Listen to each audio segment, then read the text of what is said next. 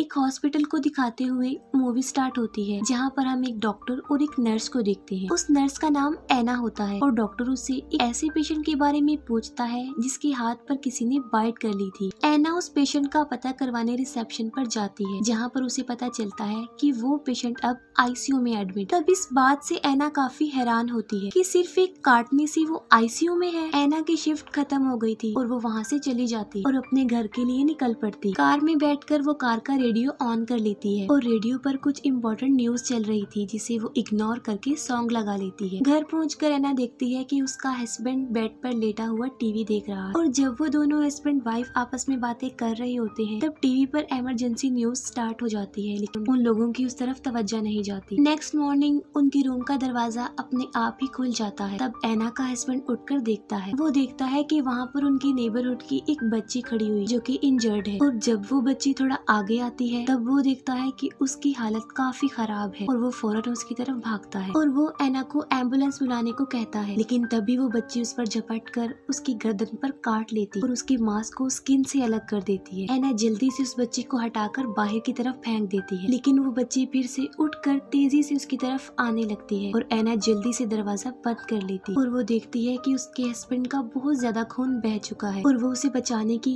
उसका खून रोकने की काफी कोशिश करती है, लेकिन उसे कुछ भी नहीं हो पाता और वो इमरजेंसी नंबर पर कॉल कर देती है, लेकिन आगे से सारी लाइंस बिजी होती है। वो बार बार ट्राई करती है लेकिन स्टिल लाइंस बिजी आ रही थी। तभी एना का हस्बैंड एक नॉर्मल इंसान की तरह उठकर खड़ा हो जाता है, जैसे कि उसे कुछ भी ना हुआ, और जैसे ही एना उसका नाम लेकर उसे बुलाती है वो उस पर अटैक कर देता है और अब वो काफी तेज, काफी खतरनाक हो चुका था। उसकी आंखों का कलर भी चेंज हो गया था। एना किसी तरह खुद को उससे बचाकर वॉशरूम में खुद को लॉक कर लेती है और वो बाथरूम की विंडो को ओपन करने की कोशिश करती है, लेकिन वो खिड़की उससे नहीं खुलती। तभी बाहर से आवाजें आना बंद हो जाती है और सब कुछ नॉर्मल हो जाता है। एना समझती है कि शायद उसका हस्बैंड चला गया और वो दरवाजे के पास जाकर उसे आवाज लगाती है। बस ऐसा करना ही था कि उसका हस्बैंड दरवाजे को तोड़ने लगता है और अंदर घुसने लगता है। तब एना दोबारा से खिड़की को ओपन करने की कोशिश करती है और इस बार वो खिड़की खुल जाती है। एना जल्दी से खिड़की से कूदने की कोशिश करती है, लेकिन वो उसे पकड़ लेता है। तब बदले में एना उसे हिट करके बाहर कूद कर अपनी जान बचा लेती है। बाहर निकलकर वो अपने एक नेबर से हेल्प मांगती है, लेकिन बजाय उसकी मदद करने के वो उस पर ही गन पॉइंट कर देता है। लेकिन जैसे ही वो एना की तरफ बढ़ने लगता है, एक एम्बुलेंस उसे उड़ाते हुए ले जाती है। एना अपने टाउन की कंडीशन देखती है कि वहाँ पर कितना बुरा हाल हो गया है। लोग पागलों की तरह इधर उधर भाग रहे हैं, जगह जगह पर आग लगी हुई है, लेकिन ये सिर्फ उसकी नेबरहुड में नहीं था, बल्कि पूरा शहर ही इस लपेट में आया हुआ था। तभी अचानक से एना का हस्बैंड बाहर आ जाता है और वो फौरन कार में बैठकर कार को अंदर से लॉक कर लेती, लेकिन इसके बावजूद भी वो उसकी जान नहीं छोड़ता। वो कार पर चढ़ के उसका शीशा तोड़ने लगता है और एना जल्दी से कार स्टार्ट करके वहाँ से निकल जाती है। और तब हमें पूरे शहर का मंजर दिखाया जाता है कि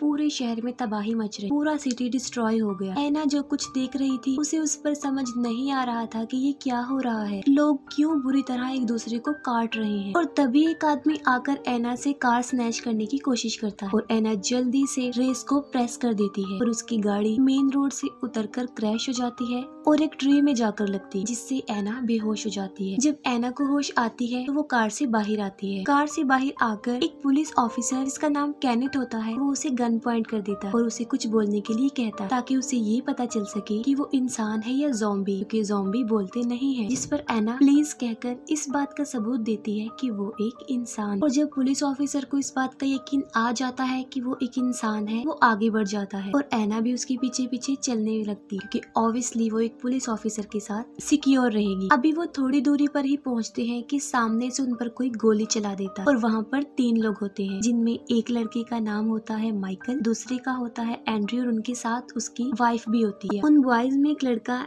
एंड्रयू ने कहता है कि उन लोगों ने उन्हें ज़ॉम्बी समझकर उन पर गोली चलाई। तब वो पुलिस ऑफिसर केनेथ आगे बढ़ता है, क्योंकि उसे एक जगह जिसका नाम फोर्ट पेस्टर होता है वहाँ पर जाना था, क्योंकि उसका भाई भी वहीं पर था, लेकिन वो लोग उसे वहाँ जाने के लिए मना कर देते हैं, ये कहते हुए कि उन लोगों ने भी वहाँ जाने की कोशिश की थी और इस कोशिश में वो लोग 8 से 3 रह गए हैं। वो बताते हैं कि अब वो मॉल जा रहे हैं। तब केनेथ और एना भी उन्हें ज्वाइन करते हैं और वो भी उनके साथ मॉल जाते हैं। पूरा मॉल लॉक था, इसलिए वो पिछले दरवाजे का लॉक तोड़ने लगते हैं और इसी दौरान कुछ ज़ॉम्बीज उन्हें देख लेते हैं और तेजी से उनकी तरफ आने लगते हैं। तब केनेथ और एंड्रयू उन ज़ॉम्बीज को कवर करने की कोशिश करते हैं, लेकिन अभी तक डोर ओपन नहीं होता और उसका लॉक नहीं टूटता। केनेथ कैनेथ उस लॉक को शूट करके उसे तोड़ देता है और वो सब अंदर आकर दरवाजे को बंद कर लेते हैं। अंदर आने के बाद वो पूरे फ्लोर को चेक करते हैं। माइकल को एक स्टोर रूम से किसी की आवाज सुनाई देती है और जब वो डोर ओपन करता है तब वो देखता है कि वहाँ पर एक सिक्योरिटी गार्ड जो कि अब ज़ॉम्बी बन चुका है किसी को खा रहा है। और जब वो ज़ॉम्बी गार्ड माइकल को देखता है तब वो उस पर अटैक कर देता है और उसका शोर बाकी लोग भी सुन लेते हैं। तभी पीछे से आकर एक ज़ॉम्बी एंड्री की वाइफ को पकड़ लेता है और कैनेथ उसे बचाने की कोशिश करता है, लेकिन इस कोशिश में उसे खुद भी चोट लग जाती है। अंदर माइकल किसी तरह उस ज़ॉम्बी को मार के अपनी जान बचा लेता है और दूसरी तरफ एना उस ज़ॉम्बी पर शॉटगन चला देती है जो उसके सर पर लगकर गुजर जाती है, जिसकी वजह से वो ज़ॉम्बी तड़पने लगता है। सही मौका मिलने पर वो सब लिफ्ट की तरफ भागते हैं और ऊपर वाले फ्लोर पर पहुंच जाते हैं, लेकिन वहाँ पर 3 सिक्योरिटी गार्ड्स और भी थे जिन्होंने उस फ्लोर पर अपना कब्जा किया हुआ था और वो उन लोगों को वापस नीचे वाले फ्लोर पर जाने का कहते, लेकिन नीचे वाला फ्लोर उन लोगों के लिए सिक्योर नहीं था, इसीलिए वो हरगिज वहाँ जाना नहीं चाहते थे। इवेंचुअली वो गार्ड्स उन लोगों को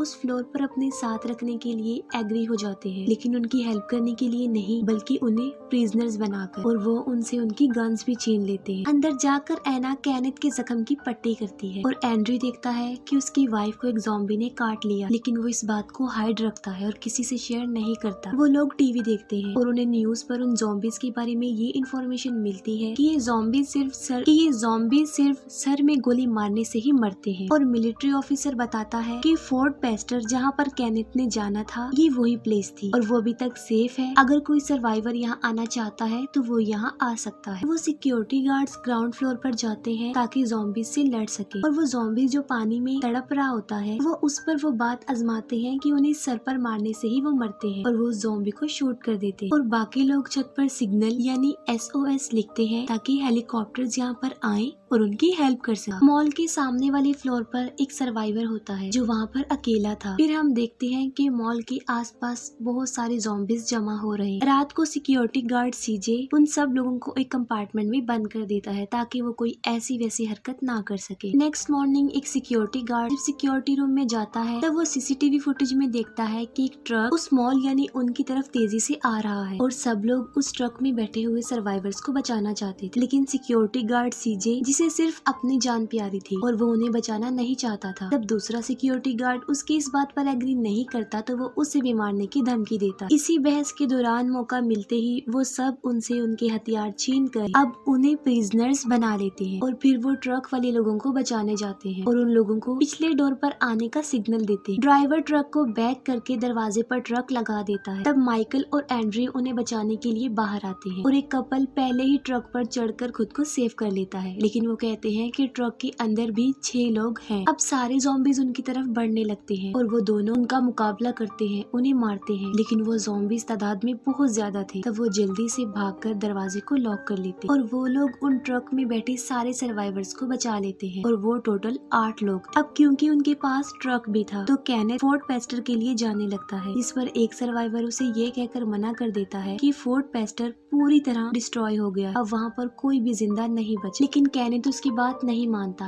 और वहाँ से जाने लगता है। तब माइकल उसे ये कहकर रोक लेता है उन लोगों को उसकी यहाँ पर जरूरत। तब कैनेथ अपसेट होकर छत पर जाता है जहाँ पर सामने फ्लोर वाला सर्वाइवर उससे इंफॉर्मेशन मांगता है। तब कैनेथ उसे बताता है कि फोर्ट पेस्टर खत्म हो गया है और अब कोई भी मदद नहीं आएगी। दूसरी तरफ एना उन सर्वाइवर्स में से एक औरत का चेकअप कर रही थी। हालांकि उस औरत को बुखार नहीं था, लेकिन एना को ये बात समझ में नहीं आ रही थी कि उसे कौन सा इन्फेक्शन हुआ है क्योंकि उसकी हालत बिगड़ती जा रही और उसे किसी ने काटा हुआ था। एना दूसरे मेल सर्वाइवर का भी चेकअप करती है और उसे भी किसी ने काटा हुआ था और तभी उस औरत की हालत खराब होने लगती और वो मर जाती है। अभी वो सब लोग सिचुएशन को समझ ही नहीं पाए थे कि वो दोबारा से उठ जाती, एना की तरफ झपटने लगती है। एना एक सरिया उसकी आंख में घुसा कर उसे मार डालती। फिर वो सब लोग आपस में डिस्कशन करने लगते हैं और एना उन्हें बताती है कि ये एक ज़ॉम्बी वायरस है जो काटने से फैलता है और वो उस मेल सर्वाइवर के बारे में बताती है कि उसे भी ज़ॉम्बी ने काटा हुआ है और वो भी अनकरीब ज़ॉम्बी बन जाएगा। ये सुनकर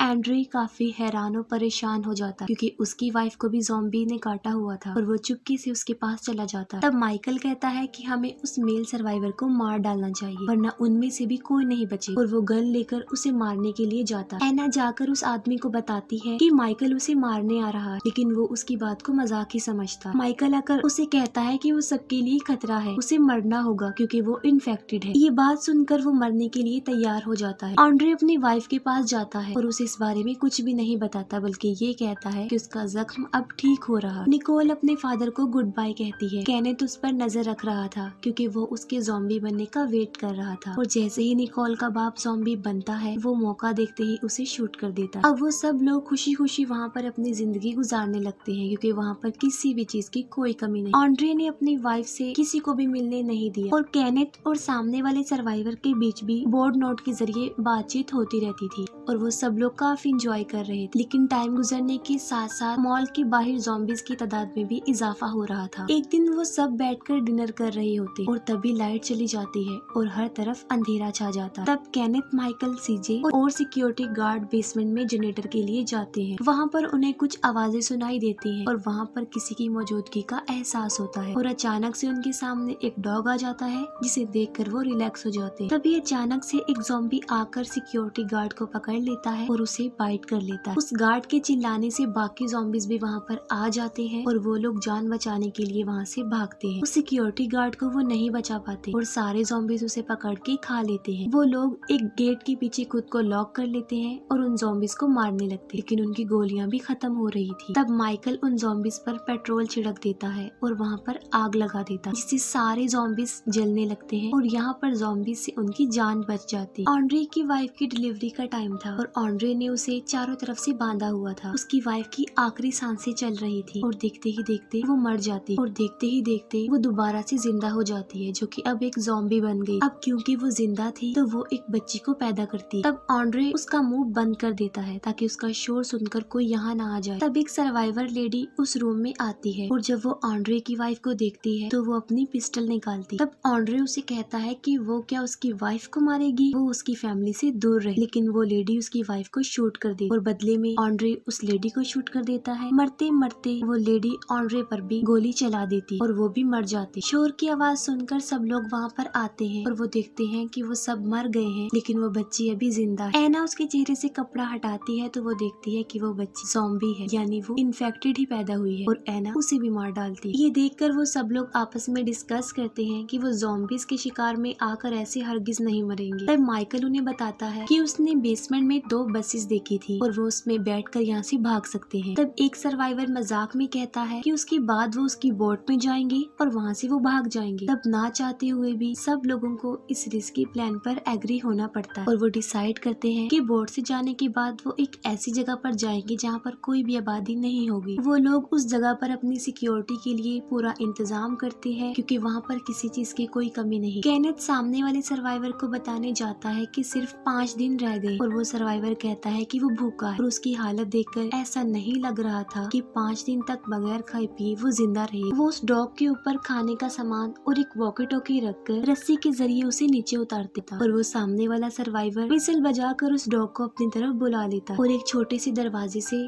उसे अंदर ले लेता। लेकिन उसके साथ बहुत सारे ज़ॉम्बीज भी उस दरवाजे के जरिए अंदर चले जाते हैं। वो वॉकी टॉकी के जरिए उस सर्वाइवर से कांटेक्ट करते हैं जिस पर उन्हें पता चलता है कि उसे भी उन ज़ॉम्बीज ने काट लिया। फिर तभी उन्हें ट्रक की आवाज आती है और उस ट्रक में निकोल होती है जो सामने वाले सर्वाइवर की दुकान पर जाती है उस डॉग को बचाने के लिए है। उन लोगों को वही सर्वाइवर नजर आता है जो कि अब ज़ॉम्बी बन गया था और वो निकोल को वहाँ से निकलने का कहते हैं और ये कहते हैं कि वो वहाँ पर छुप जाए। तब वो लोग गटर के जरिए उसे बचाने के लिए जाने का प्लान बनाते हैं और एक सर्वाइवर को डोर पर खड़े होने का कहते हैं ताकि जब वो वापस आए तो दरवाजा खुला हो। गटर के जरिए वो सब लोग दुकान के बाहर तक आ जाते हैं लेकिन जब लास्ट वाला सर्वाइवर आने लगता है तब गटर के ढक्कन की आवाज से वो ज़ॉम्बीज उन्हें देख लेते हैं और उनकी तरफ बढ़ने लगते हैं और वो लोग ज़ॉम्बीज का मुकाबला करके उन्हें मार कर उस शॉप के अंदर चले जाते हैं और वहाँ पर उन्हें वही सर्वाइवर मिलता है जो इस शॉप का ऑनर था और वो अब ज़ॉम्बी बन गया था और केनेथ उसे सॉरी कहते हुए शूट कर देता। फिर वो निकोल को देखते हैं कि वो बिल्कुल सही सलामत। फिर वो लोग वहाँ से अपने लिए बहुत सारे हथियार इकट्ठा करते हैं और तब सीजे एक प्लान बनाता है। वो एक गैस सिलेंडर बाहर फेंकता है और उस सिलेंडर को शूट कर देता है, जिससे बहुत बड़ा ब्लास्ट होने की वजह से ज़ॉम्बीज मर जाते हैं और वो सब गटर की तरफ भागते हैं। सबसे आखिर में सीजे रह जाता है और फिर वो भी गटर में आ जाता है और सबसे आखिर में एक सर्वाइवर बचता है और ज़ॉम्बीज से बचने की वजह से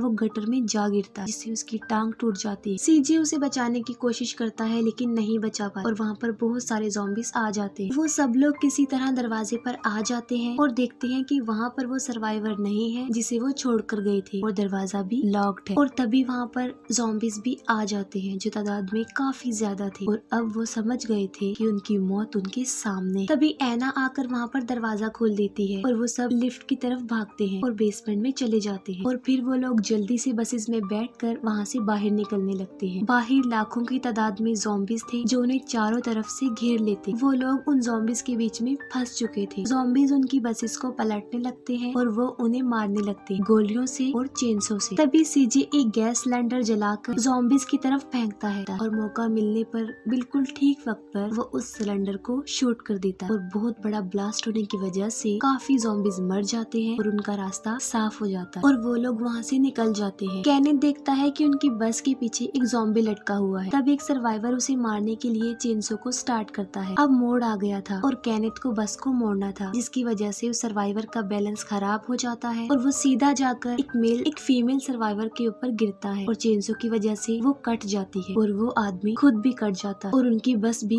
पलट जाती है। तब सीजे देखता है कि दूसरी बस पीछे नहीं है और वो अपनी बस को पीछे की तरफ लाते हैं। अब वो सर्वाइवर जो कि सेल्फिश था बगैर किसी की हेल्प किए बाहर आ जाता है, लेकिन बाहर अकेला वो ज्यादा देर तक जिंदा नहीं रहता। एक ज़ॉम्बी उस पर झपट कर उसे मार डालता है। वो लोग दूसरी बस की तरफ जाने लगते हैं, लेकिन जब ऐना जाने लगती है तब वो ही सेल्फिश सर्वाइवर जो अब ज़ॉम्बी बन चुका था और ऐना उसे मार डालती है। गोली की आवाज सुनकर बाकी ज़ॉम्बीज भी वहाँ पर आ जाते। मौके का फायदा उठाकर ऐना उसकी पॉकेट से बोट की चाबी ले लेती है और बाकी सर्वाइवर्स उसे बचाने की कोशिश करते। चाबी लेकर वो बस की तरफ भागती है और सारे ज़ॉम्बीज भी उसके पीछे ही थे। माइकल किसी तरह उसे बचाकर बस के अंदर खींच लेता है और सीजे दरवाजा बंद कर देता है और फिर वो लोग बोट के पास पहुँच जाते हैं। सब लोग उतरकर बोट की तरफ जाने लगते, लेकिन सबसे आखिर में सीजे रह जाता जो कि वहीं फंस जाता है और वो उन सबकी जान बचाने के लिए ज़ॉम्बीज को कवर करता है। लेकिन थोड़ी ही देर में सारे ज़ॉम्बीज उसे पकड़ लेते हैं और वो उन लोगों के लिए अपनी जिंदगी को सैक्रिफाइस करता है। उसके सामने कोई रास्ता नहीं होता तो वो एक गैस सिलेंडर को शूट करके उन ज़ॉम्बीज के साथ खुद भी मर जाता है। वो सब लोग बोट पर चढ़ जाते हैं, लेकिन माइकल उनके साथ नहीं जाता और अफसोस की बात ये है क्योंकि उसको भी ज़ॉम्बी ने काट लिया था और वो बोट के जरिए उन सबको वहाँ से भेज देता है और उन लोगों को जाते हुए वहाँ से देखता है। ऐना इस सब से खुश नहीं होती क्योंकि वो उसे वहाँ पर छोड़ना नहीं चाहती थी। वो उसकी हेल्प करना चाहती क्योंकि उन लोगों की जान बचाने की वजह से ही माइकल को अपनी जिंदगी को सैक्रिफाइस करना पड़े। ऐना बहुत ज्यादा दुखी होती। जैसे ही उनकी बोट थोड़ी दूर जाती है माइकल खुद को शूट करके मार डालता और इसी इमोशनल सीन के साथ ये मूवी यहीं पर एंड हो जाती है।